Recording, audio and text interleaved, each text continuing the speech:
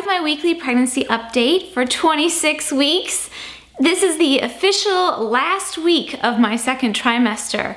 Once you hit 27 weeks, you officially enter the third trimester. Exciting times! So things are moving along, things are happening. Baby girl's definitely growing and changing, and it's just, things are happening. I didn't have like the best week, but I'm still in a really good mood. So I'm gonna get into all that in a minute.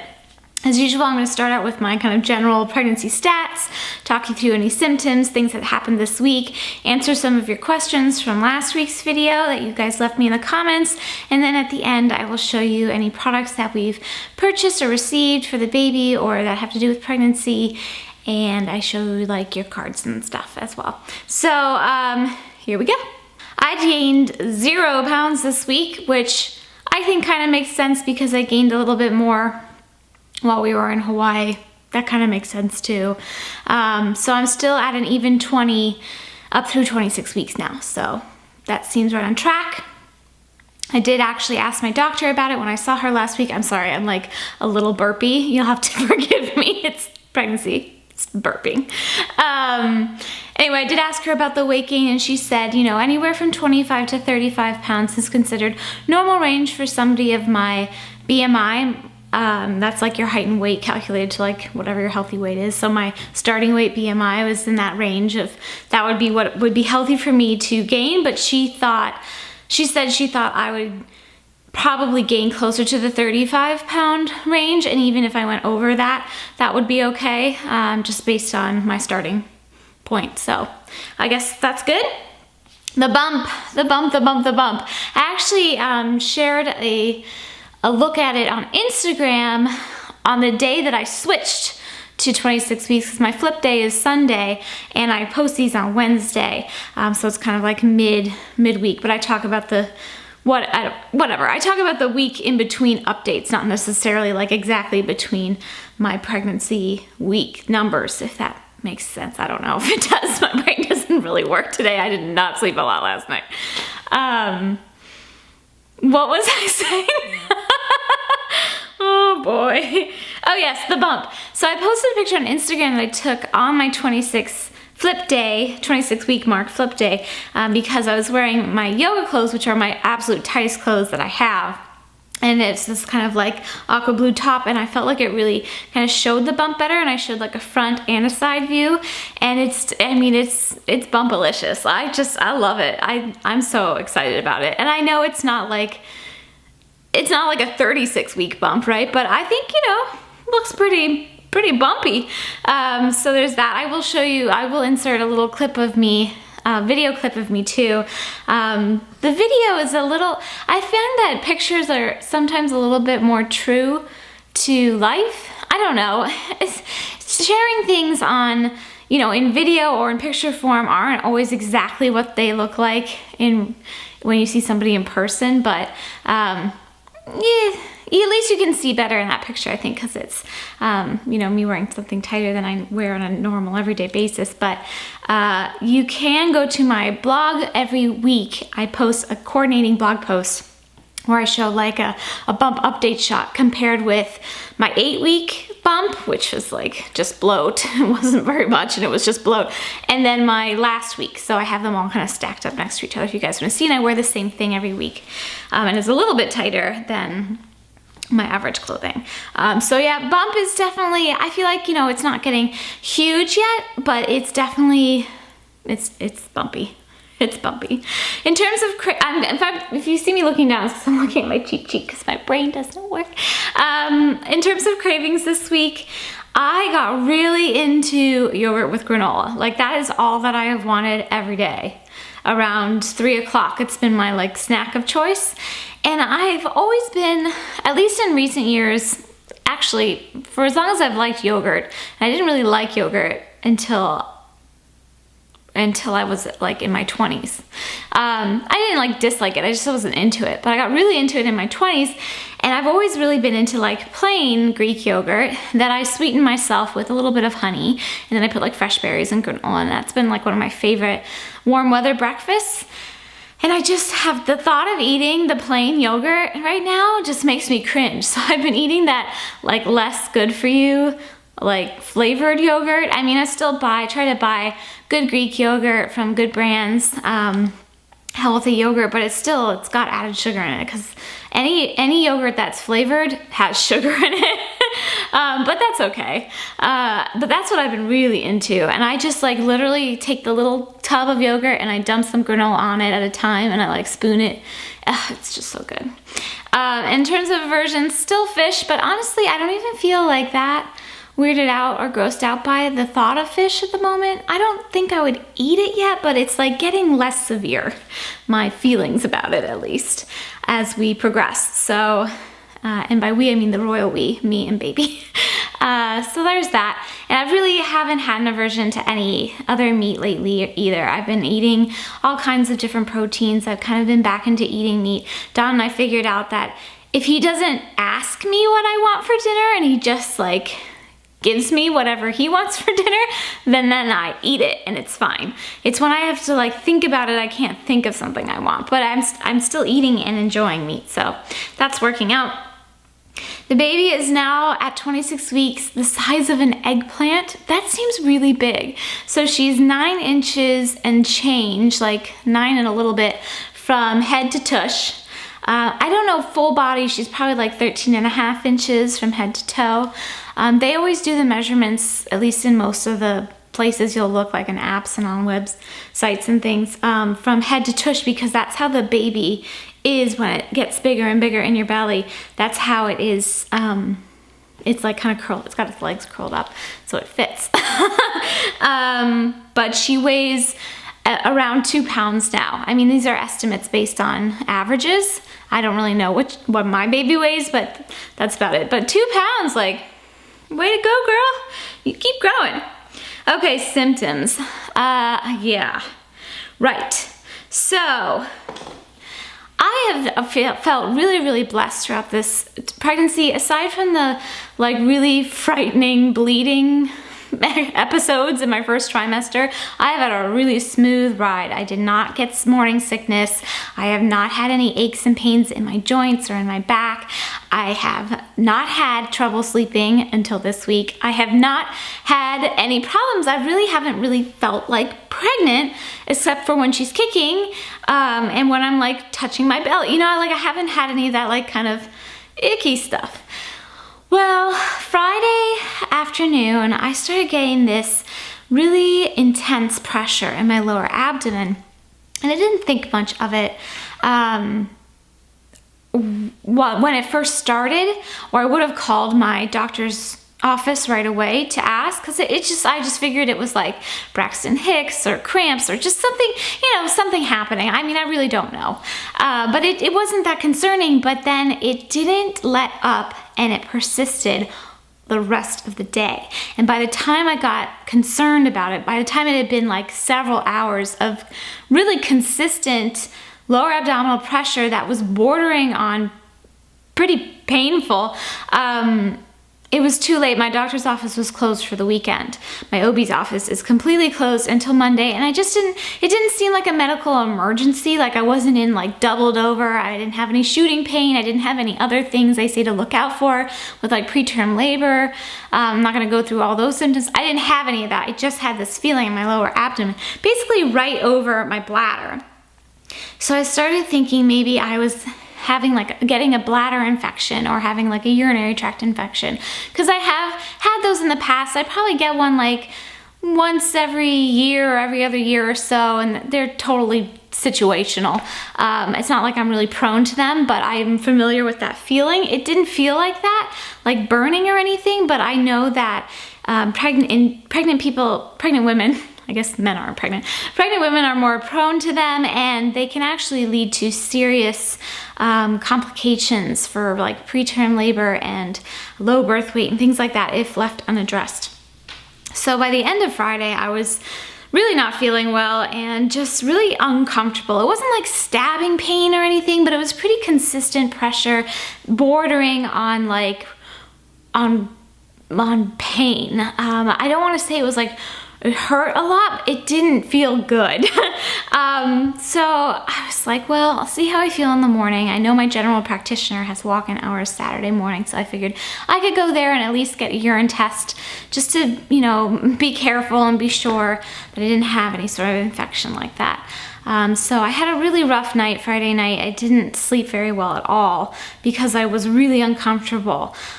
But by the time I woke up Saturday, it had let up a little bit. It was still there, and I noticed it was still like mostly there after I peed, and that made me think, oh, this has got to be a bladder infection. So I did decide to go to my doctor's walk-in hours, even though I was feeling better in general. The peeing pressure thing made me think, better safe than sorry. They ran all sorts, you know, they ran the urine panel right on property, and it came back negative across the board for any issues. They sent out cultures. I actually haven't heard back from that test yet, but the doctor I saw said it was very unlikely that they would find anything in those cultures, but they just sent them out as like an extra precaution. And by the end of the weekend, so Saturday I still kind of felt the same all day, where I really only kind of got that pressury, hurty feeling after I was peeing, and then it dissipated after like 15-20 minutes. And then yesterday it got less and less, and today I feel perfectly fine. So I think it was just baby growing, baby pushing, my uterus stretching, could be round ligament pain, although I thought that was supposed to be more on the sides, and this was definitely concentrated below. It could have been a number of things.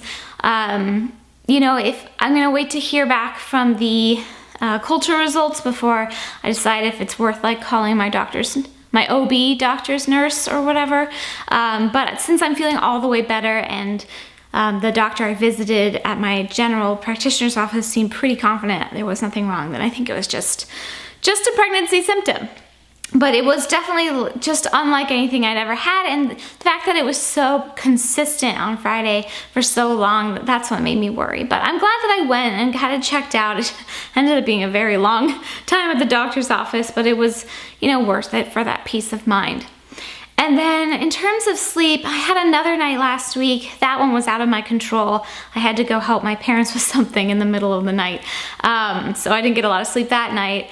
So that was Wednesday night, and then Friday night I didn't get a lot of sleep, and then Sunday night I didn't get a lot of sleep either.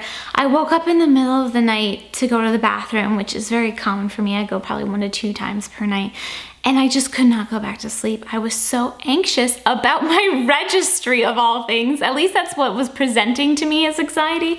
Like, that's what I was thinking about, was having to register, because I have this deadline to have my registry complete this week from my family who's throwing us a shower. I'll talk about that in a second, but I don't know why. I was up for like 3 hours in the middle of the night, like worrying about my registry, which seems so lame, but I just couldn't shake it. So it wasn't a good week for sleep for me, but other than those things, I've been, you know, it's been pretty good. And I'm still in a really like good, pleasant mood, and I feel pretty calm in general. I really didn't freak out too much about the like bladder stuff, which is good, because I can definitely freak out about things unnecessarily. And like I said, I did have my doctor's appointment, my monthly doctor's appointment last week, and they did the glucose test, which came back completely normal. So I was very relieved about that. It really wasn't that bad. They gave me, I just had to drink a 50 milliliter beverage. Excuse me, I think sometimes you have to drink a bigger one. I think if I had to drink more than 50 milliliters, I would have been like, ugh. And it just tasted really, really sweet. And by the end of it, and you have to drink it within 5 minutes. That's probably the hardest part. Like, it was, the first 3 minutes was fine. It's like the end of the 5 minutes when you're trying to get through that last like 20% of the liquid, and you're like, okay, this isn't good. But it really was no big deal. It did make me feel a little weird. About 45 minutes after I drank it, I got a little like kind of weird feeling, and I felt a little bit off the rest of the day, but the results came back completely normal, so that worked out just fine. And everything else, it looks fine. This was the first week that the doctor actually measured my uterus. I think it's called your fundal height. I might not be saying that word right, or I might be making up a word, I'm not sure. And she said I was measuring perfectly on track. I was still 25 weeks last week, so perfectly on track for that. And baby's heart rate was 140 beats per minute, and they ran like a general blood test and everything came back normal. So good times. And then the other thing that happened last week is I was tasked to work on my registry, and I had actually taken time while we were away in Hawaii to really research products and gear and things, and I made a lot of notes and I kind of figured it out, but then when we got home I got right back into my work stuff and kind of let it go. But my family wanted me to have that done this week because they were sending out invites for my baby shower. So that was kind of a push at the end of the weekend, was for me like scrambling to put stuff on my registry, but it's pretty much done. I have it about 90% done. I'm really pleased to have that finished. My strategy with the registry, Don has absolutely no interest in this. Like, I've tried engaging him in it and he's just like, please leave me out of it. I'm like, okay, babe. My strategy with the registry has been to register for you know, some clothes, some like baby necessities, and mostly kind of fun stuff. And then we're planning on purchasing like the big ticket items, like obviously our nursery furniture, stroller, car seat, I don't know, bedding, any decor for the nursery ourselves. And any like health related things I think I'll probably purchase ourselves, like, you know, thermometers and things like that. But everything else, like, kind of, you know, I don't know. I was told to fill it up, so I did. And I am happy that it's done. I went with a website where I could fill it from different stores and also have it registered privately. So you can't actually search for our names to find our registry. I wanted to keep it private, so really just our friends and family could access it, but I will share, once everything's been purchased off the registry, I will share what I put on it with you guys later on down the road. I just wanted to make that just for family and friends, and I didn't want anybody to feel like they had to like buy something off our registry for us who, you know, I don't know. I've heard of other YouTubers where their registry has been like discovered, and it was just important. I mean, it's not like the end of the world, but I just would feel kind of bad about it, I guess. And I also want to make sure, you know, my family and friends who want to purchase something, that they have things to purchase. So that's why I decided to go with a website where I could keep it private, and it's like a direct link. You can't search for our names. But anyway, I will share about the registry later on. Oh my gosh, I'm talking forever. Okay, now I'm going to answer some of your questions from last week that you guys left me in the comments. The first one was about if we're having a baby shower. Yes, my sister-in-law, Emily, sweetly wanted to throw us one, which I just think is so nice. I don't know why I say us, because Don it's not a man thing. It's a woman thing. I'm sure, I don't know, I guess the guys will come over at the end of the shower, maybe for, you know, family stuff or whatever, but it's mostly a women's event. But Emily's throwing it for me, and it will be next month. And I'm really looking forward to it. I'm very excited. You know, she wanted me to know if I wanted to like be part of the planning and stuff, and I said no, I just want her to do whatever she wants and have it be surprise. So, surprise, we'll find out what that's like. Number 2, will I be traveling as much once I have baby girl? I really don't think so. You know, Don and I, we've been married for 10 years, and we've had the ability to travel kind of at our will because we haven't had as a responsibility of taking a family along with us, which is wonderful to travel with a family, but it adds a lot. It adds a different element to it, and also when the kids are older and they're in school and stuff, there's that to consider. So I don't think we'll be traveling quite as much. It's not to say that we won't be traveling, because we do hope to travel, especially out to the family house in Utah and hopefully to Disney World someday, like I talked about last week, and vacations on little trips and things to see family and stuff, but maybe not so many big trips. Like we've been doing like maybe 2 big trips a year. So maybe we just cut that down to like 1 family trip a year and something like that. I don't know. We'll see. We shall see. But I just don't know, but I can imagine we probably will not be traveling quite as much.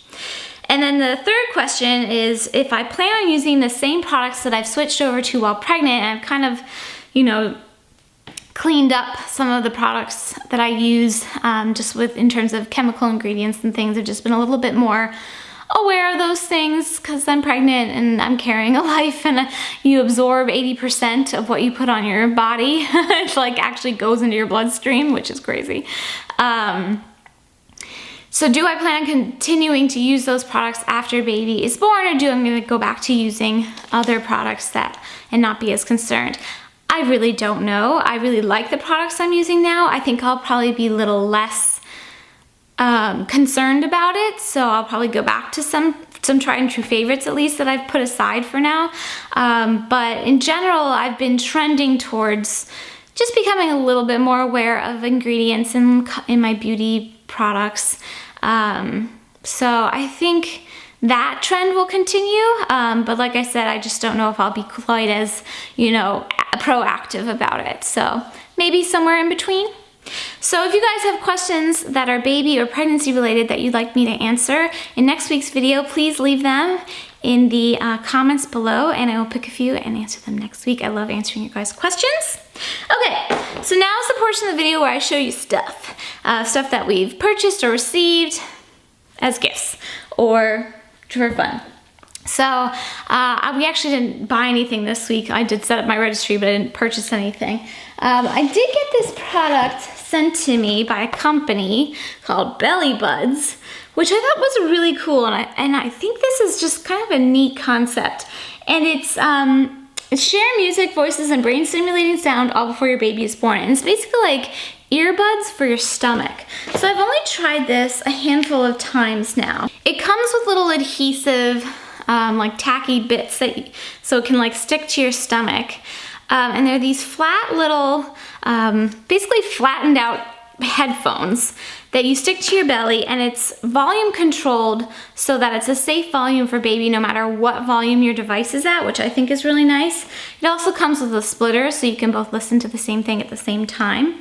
I've been playing just some Beethoven actually, and some classical piano music for baby through this.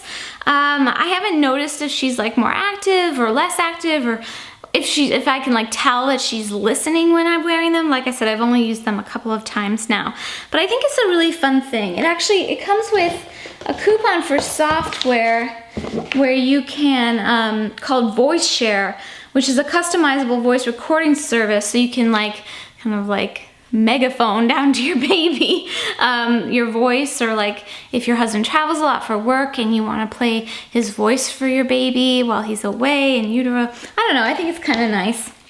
And it comes with this little silky pouch and everything. I think it's kind of a nice idea. And there have been studies that have shown that, you know, music and talking to your baby in utero really do affect baby once baby is born. Can help soothe the baby if he or she recognizes a song that you played a lot, and they definitely recognize your voice, you know, mom's voice, because baby can hear mom's voice much better since it's projecting inside of you. But other people's voices are, you know, if you want to share them. I don't know, I just thought it was a really cool concept, so I thought I'd show that to you guys.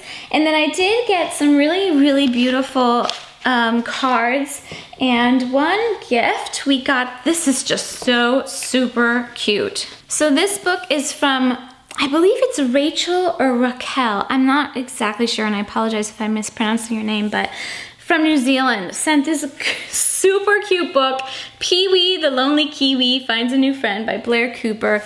Just a beautiful book, and kiwi is the type of bird, right? It's a bird, I think. Fowl, bird, I'm not sure which, but that is native to New Zealand. So this is kind of fun. Thank you for sharing bits of your culture with us, and we do hope to visit New Zealand someday. That is definitely a dream of me and Don, but this was really, really sweet, and thank you for your lovely note as well. I forgot to mention that Don and I started reading to baby girl every night after dinner. We read a story to her. Well, actually, Don reads a story. He gets his face right up to my belly and he reads a story. So maybe we'll read that one tonight. Thank you. We're very excited about it, but that's another new tradition I forgot to mention in my weekly happenings. I got this really sweet card from Lily in New Mexico. Lily is 11 years old and she sent the sweetest card. Thank you, Lily. And she also sent a little owl bookmark and some stickers. So that was really sweet and thoughtful of you. Thank you, Lily. Tracy from Canada sent this sweet card with a little ladybug robe on it. Come on, how cute is that? Very, very sweet. Love this. Thank you for your kind words. Sadie from Canada sent this congratulatory card, which was really sweet as well. You guys, I just love your cards and your notes so much. They really brighten my day. It's so sweet of you guys to think of us. And then Brenna from Oregon sent this really cute card as well. Again, new cards every week. I have not seen a double yet, but you guys are so good at finding unique cards. And Brenna actually made a donation to, what is it called? Insights Teen Parent Services, thinking of us. So thank you so much. That is so thoughtful and generous of you. And that is everything for this week. I hope you guys enjoyed my update. I would love to hear from you. Please leave questions if you have them or comments below. And I will see you guys really soon. Thank you for watching, you guys. Take care. Bye.